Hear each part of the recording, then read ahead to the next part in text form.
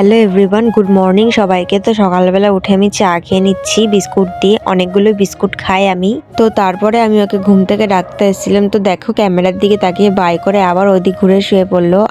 তো আমি তো ওকে তুলতে পারলাম না, তাই বসে থেকে লাভ নেই, রান্না করতে চলে আসলাম। ভাত করে নিয়েছি, তারপরে করছিলাম সোয়াবিন, তারপরে বেগুন ভাজা। এটা হচ্ছে আমাদের পাশের বাড়ির একটা বোন, ওদের একাদশী, ওদের রুটি হয় একাদশীতে, তাই ও রুটি খাবে না, ভাত খাবে বলে আমাদের বাড়ি চলে এসছে।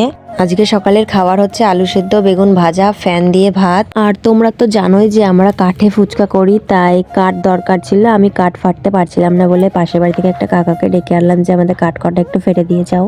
তো তারপরে স্নান করে পুজো দিয়ে বসে গেছি ফুচকা বেলতে। ফুচকা বেলা শেষ করে ফুচকা ভাজতেও বসে গেছি। ওদিকে ও ফুচকা বেলছে আর আমি ভাজছিলাম। দেখো আমাদের ফুচকা ভাজতে ভাজতে সন্ধে হয়ে গেছে, চারিদিকে কিরকম অন্ধকার হয়ে গেছে। আর ওইদিকে চুরমুর নিয়ে ঘরে ঢুকে গেল চুরমুর খাবে বলে। আর আজকে ঠাকমা বাড়ি এসছে, তাই ঠাকমাকে দেখাচ্ছিলাম আর কি কি নিয়ে এসছে। দেখো ঠাকমা নিয়ে এসছে হচ্ছে ভুজিয়ার লাড্ডু, যেটা জিয়াগঞ্জে তৈরি হয়, ওখানকার লোকাল মহিলারা তৈরি করে। এগুলো খেতে খুব সুন্দর লাগে। তো তারপরে আমরা ভাত খেতে বসে গেছিলাম।